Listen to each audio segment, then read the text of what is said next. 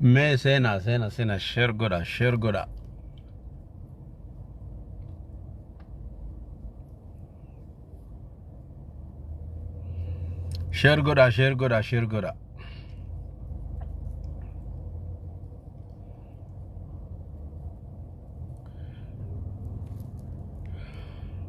Share god. Davi share god.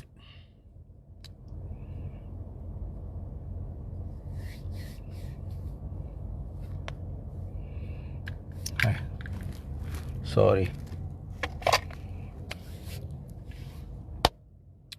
Share god.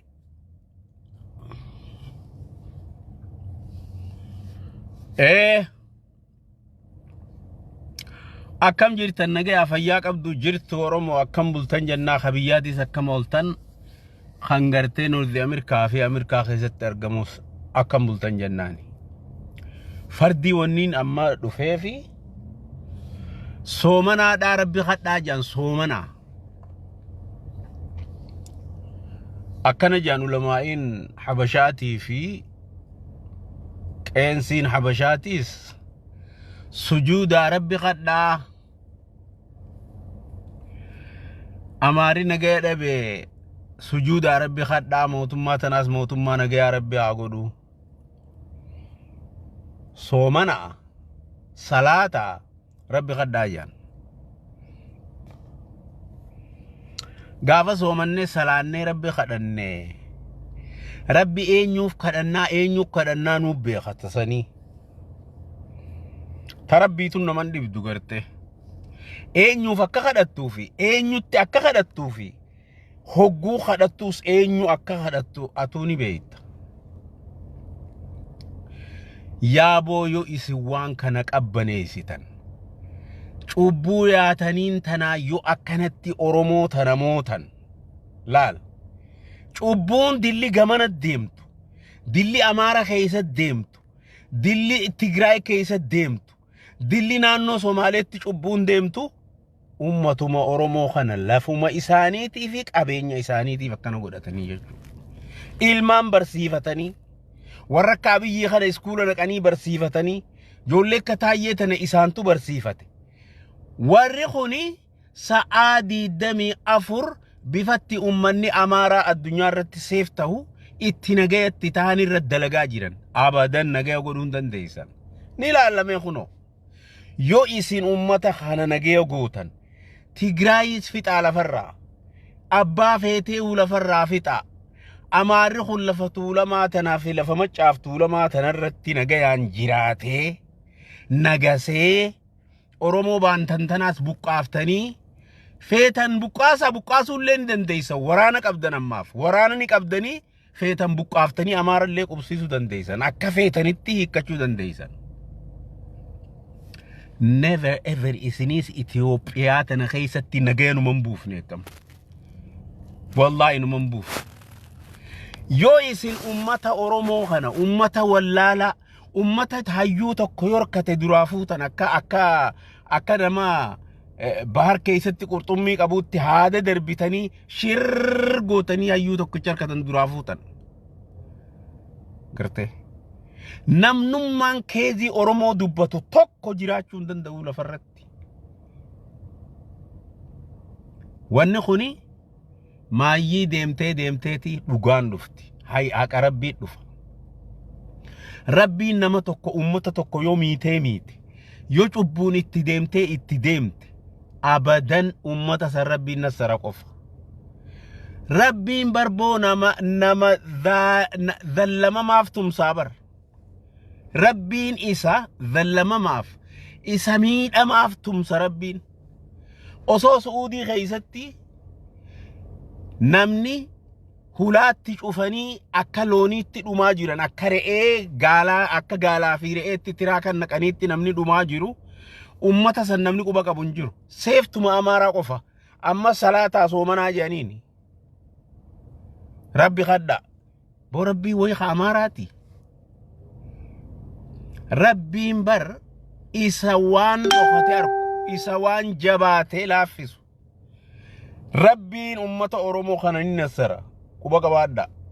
ni moosisa ammallee haqa namaan barbaaddu Oromoon hin barbaannu haqa namaatiis akkamitti jiraanna jenneetiis naman gaafan nuti bar mootummaa Itoophiyaa waa takkan gaafannee bar nagaya nuu kannaa biyya teenya irratti nagaya harkannu nagaya naa jiraannu yoo namni tokko keezii Oromoo dubbate fuudhanii hidhaddarban khafedhan ni fannisan khafedhan ni ajjeesan khafedhan biyyarraa arihan khafedhan rasaasaan dhawan khafedhan ableen qalan akka fedhan goggodhan jechu akkuma fedhanitti akka fedhanitti ijoollee Oromoo tana akkasi sharafatanii ammoo rabbiin hafee beek rabbiin hafe guyyaa tokko nurraa bariiti amaara qofa nurra nasartanii deengadda amma ummanni Tigraay ni lolan yeroo Tigraay lolan Abiyyi keenya asbaheeti Prime Ministeriin Itoophiyaa Dr. Abiyyi Ahmad kabajamoon asbanii maal jan amaari gootaa jan jechu Oromoon dilii lolte sun Somaaleen dilii lolte sabaaf saboonni dilii lolte Prime Ministerummaa isaatu ni irraanfatanii jechu kun isin irraan eeggamu bar Oromoo tana bar meeshaa lakkaawwatan meeshaa yeroo rakkatan yaammatan yeroo barbaadanitti hojjechiifatan yeroo rakkatan yaammataniiti yeroo rakkoon hin jirre dagatanii maquma isaaniitu haasuun ati yoo waa'ee Oromoo maqaa dhoyte ati nama bada'oo warra baadiyyaati nama humaan baratintu Oromoo ja'a akkasi beeyti jechu amma ijoolleen badhaadhinaa dabballoonni keenya kabadhaadhinaatii fi hoogganoonni badhaadhinaa namni waa'ee Oromoo oofu waa'ee gandummaati oofaa namni jabaan isaan keessaa kunoo seenaa Itoophiyaa faa faarsuu keessa kutaniiti goobanaa daacee faristii goota Itoophiyaan qabduu tokkoffaadhaa jedhanii akkasin nuu faarsanii jechuu hoogganoonni keenya kabadhaadhinaa dura qubadhaame waa hunda nu faarsuu dura qubadhaame ilaallafat dhaabbadhaa aangoo fi mootummaa tana qabbaneessitan achi boodaan Minilik deemtanii nutti hirtanii sodaa qawweetiin fudhanna iskuula keessattis waa'ee Minilikii fi waa'ee goobanaa daacee barsiisuu dandeessan sun rakkoo mee dura qubadhaa dura ugguu qubattan booda seenaa jara kanaa nu lakkaawaa akkasii bar gartee yaa kabajamoota dubbii ummata Oromoo tana feetan wallaalatti lakkaawa feetan beekatti lakkaawa feetan loonin lakkaawa feetan hayyun lakkaawa warri isiniin duraatu ni dhabamsiifna jaanii dadhaban waan Oromoo kana ni dhabamsiifna jaaniiti akka Kurneel Mangistuu Ilmaaran kun dhiirti ibidda shiddu lafa tanatti akka Haayile Sillaasee kun dhiirti haada meeqaatan foohuu dandeessu akka Mallas Zeenaawii kun dhiirti gidaara kana urtee gamachi aantu tumbaatu siyaasaadhaan ummanni siyaasaan sammuun jajjabaa Oromoo dhabamsiisu dadhabanii jechuu amma gaayoo isin Oromummaa tanaas nurraa mulqitanii Oromiyaas mulqitanii Itoophiyaa qabadhaa jettanii goobanaa daacee goota tokkoffaa Itoophiyaa gartee jiraachisuudhaaf lolee jettanii yoo nu qabachiiftan sun dandeettii teessanii ani isinii quudhe bakka tana isinumaaf hin quudha sakandi ammallee ilaal takka wanni beekuu qabdan Oromiyaa tana keessatti abbaan Oromoodhaa abbaan Oromiyaa Oromoo ta'uu jala harriqadhaa kuwa qabaadhaa takka itti tana hin dagatina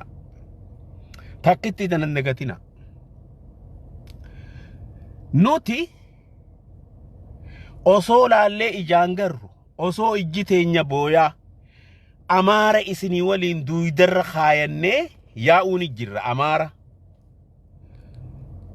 gartee yoo waan Oromoo dubbatte ati looni ati gowwa warra gandaatti ummata gandummaa oof ummata sammuun isaanii dhiphuuti ummata dhiphina qabu ummata rakkina sammuu qabu ummata gartee ammallee maal jaaniin gaa xilaachaan giggiri yoo waan Oromoo dubbatte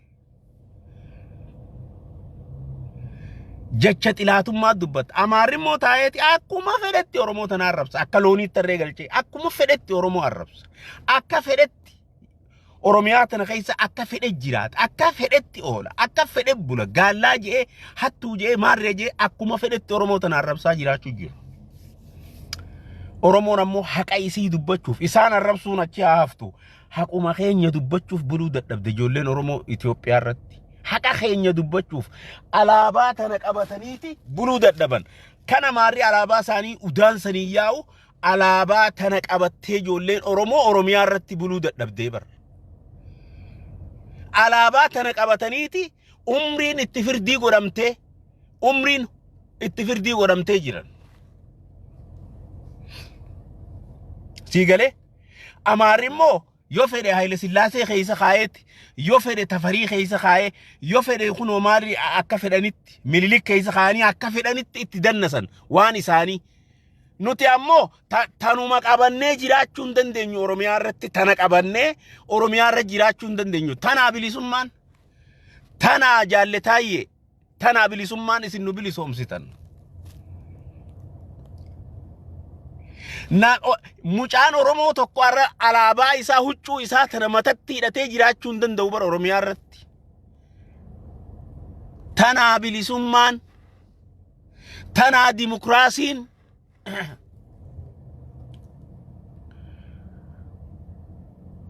gaafana Rabbiin hafe beeki Rabbiin isinirra humna qabu hafe ummanni Oromoo humna dhabaaf tooftaa dhabaaf mala dhabaaf isin jala jira khagaara jirullee jidduu seentaniiti akkana goosaa jirtan akka kanniisa akka nama aara kanniisatti uleetti ho godhaa jirtan dhugumatti yo isin kaayoo tana laal hogguu goobanaa daacee haasoytanii tun hundi akka hallayyakuttu yaada keeysaniin yaaddanii jechuu harma muraan aanoleetis warra Itoophiyaa diiguuf gaafa san qabsaa'e eenyu jettaniin goobanaa daacee irra duulee balleessee kunis xara abiyootaayidha jechuu harma muraan aanoleetis akkas jechuu deemtan caliin calankootis xara abiyootaayi warrichi irratti dhume warra Itoophiyaa dura dhaabbatu teeristii dhume jechuu deemtanii jechuu booda tana tatti aantu amma nekestiin tanuma nekestii tana labsuu deemtan ni beeyna yo itti milkooytan akka kana yo itti milkooytan itti fufa Oromoon umaa isin hin gaafattu usaa Amaaraa wajjiin afaaniin qabadhaa waa'ee Oromoo hin kakaasina goobanaas hin kaasina maarrees hin kaasina calja'a Amaara keeysanii waliin deema antanaan isinii dhaama calja'a Amaaraa waliin deema ammoo Oromoon never ever rafneetuma hin dhabamnu tana darbineetuma hin dhabamnu laal dachii tanaa garagala malee samiin wali gubata malee tana darbinee ni dhageeysaami tana darbinee injiraannu jechu nutis tana qabna isinis baandiraa teeysan ta Itoophiyaa san ol qaba nutis tana ol qabna haga firii lama lafarratti haftutti tunis ni jiraatti haga mucaan Oromoo firii lama lafarraa hafutti tun ni jiraatti tun gurrasi calawu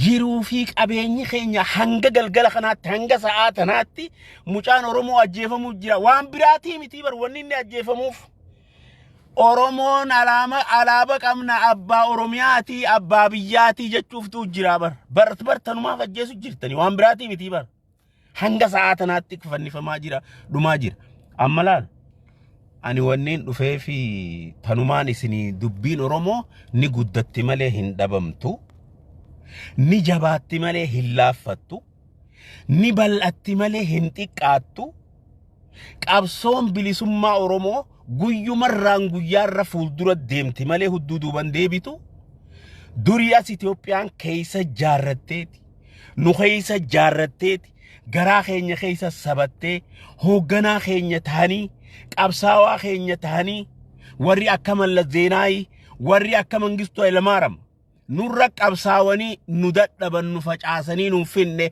kunoo arra warri garaa keenya keeysa seenee akka ableedhaan nu ciraa ture akka jaalle Leencoo kan akka jaalle Galaasaa kan akka jaalle Daawuu kun hundi kunoo isin bira tattaa'u jira numa jirti laal gaaruma keeysa haftee ganda keeysa jirti namuu sanduuqa keeysaa qaba laal gaara keeysa jirti haftee jirti magaalatti haftee jirti baadiyyatti haftee jirti bakka hunda sammuu teenya keeysa nu jirti never ignore goote irraan tarkaanfachuu hin dandeessu. Mee isinii nama Itoophiyaa tana nagaya godha. Wallahi billah boo dhiirtuu waluma baatee bar. Mee rabbi inama isin godhe Itoophiyaa tana nagaya godhaame. Mee guyyaa tokko aangoo harkaa qabdanii miti gadaan gadaa abiyyiiti jedhanii miti. Never guyyuma tokko mee nagaya har'a faayirrii baa kaa'ame.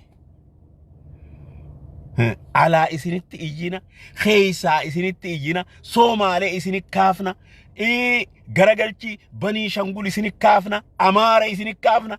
Gana tanalaal baandira Amaaraa sanii waliin qabanne isinit bobba'uu teenya. Tigree footanii. Gana ijoolleen Oromoo isinit bobba'uu teessi. Mee nagaya godhaa kuno. Antanaan isinin jaa waan biraa haasa'uu ol hin baane. Wa rabbi khada isaan jansan ulamaayin teenya soomanaati rabbitti khadda ulamaayin teenya soomanaa salaataa du'aayi Amaara du'aayi godha Amaara ajaawaa biyya teenya keessa rabbi haa yaasu diqaalaa ajooytuu biyya teenya keessa rabbi haa baasu tana du'aayi goona maaliifi namaatu qabeen irratti hidhaa jira mirga keenya ukkaamsaa jiran Amaari nuti umaanun goone Amaari Oromiyaa irratti jiraachuu ni dandaya. Warra Amaaraan deemu kana warra guddina Amaaraa barbaadu jecha Amaara jibbina Amaari godaanu qaba Oromiyaa irraa. Akkasi. Mirga tokkolleen qaba Oromiyaa keessatti. Oromiyaa keessa mirgan qabu. Akka nama tokkootti jiraachuu dandaya. Oromiyaa jalatti Oromoon abbaa Oromiyaatii beekee Oromiyaan biyya Oromootii beekee jiraachuu dandaya Oromiyaa keessatti. Akkanaan ja'a antanaafiin dhufee ulamaayin keenya soomanaa rabbi khadda rabbiin Amaara hudduunaafan qolchu mootummaa Amaaraatii fi Amaaraas rabbiin hudduudhaanaafan qolchu abbaan haqaa isaa aboo girgirii rabbi isinirraan dhaabin sa'aa 24 numayya Inshallah haqa Oromootu isin iyyisiisa haqa miskiinaatu isin iyyisiisa haqa hiyyeessaatu isin iyyisiisa haqa waan badeetu isin iyyisiisa horiidhaan isin gabbarre sangoota wali qabne Amaaraa geessitan nama jiraa wali qabne Amaaraa geessitan ijoolleen Amaaraa duuba rasaasatti tumtee fixxe maaltu isin yaaf imma kana boota jaallan itti laala ammallee itti laala haaduma ifin maru jirtan haaduma marattan malee وما تكم فدن إن شاء الله. السلام عليكم ورحمة الله وبركاته. قلتوما.